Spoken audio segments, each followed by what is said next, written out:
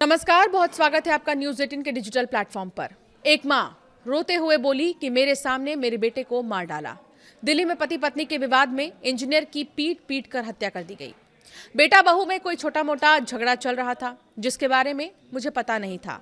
मुझे नहीं पता कि बहू सुबह सुबह अपने भाइयों को बुलाने के लिए दोनों बच्चों को छोड़कर क्यों चली गई। मेरे पति आए और बोले कि रिश्तेदार आए हैं। मैंने उन्हें पानी देने की कोशिश की, लेकिन उन्होंने कहा हमें तुम्हारा पानी नहीं चाहिए। उन्होंने मेरे बेटे को पकड़ लिया।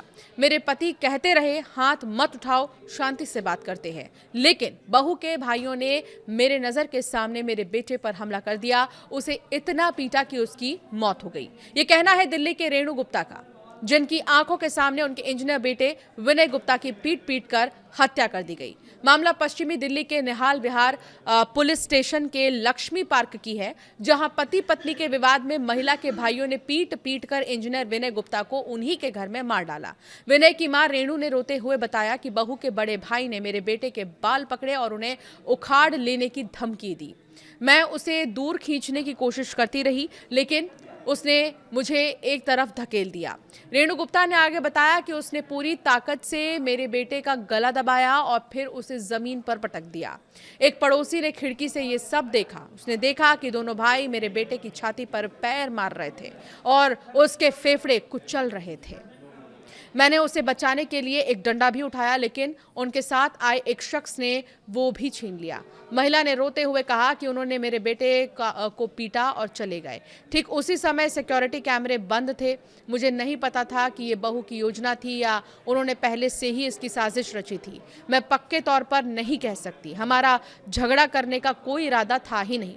रेणु गुप्ता ने आगे कहा कि घर में छोटी मोटी नोकझोंक होती तो रहती ही थी, लेकिन वो एक सोची समझी खतरनाक योजना के साथ आए थे। मेरे बेटे को मारने के इरादे से आए थे। वो बस खड़ी देखती रही, उसे जरा भी दया नहीं आई, जबकि उसके पति को मारा जा रहा था। उसने बीच बचाव करके अपने भाई को रोकने के बारे में सोचा तक नहीं। उसने जानबूझकर उसे मरने दिया। विनय के भाई प्रदीप ने कहा कि जब मैं पहुंचा तो देखा कि विनय गंभीर हालत में पड़ा था। अगर उसे आधे घंटे पहले अस्पताल ले जाया जाता तो शायद वो बच जाता। मैं उस मारपीट के तरीके के बारे में सोच भी नहीं सकता। इसे कोई चालाक और बुरी नीयत वाला व्यक्ति ही समझ सकता है। हम किसी के गाल पर थप्पड़ मार सकते हैं या पैर पर मार सकते हैं, लेकिन उन्होंने जिस तरह से उसे मारा, रास्ते में ही उसकी मौत हो गई। प्रदीप ने आगे कहा कि लड़की के पिता, उसके दो भाई, उसकी भाभी और खुद लड़की सब इसमें शामिल हैं।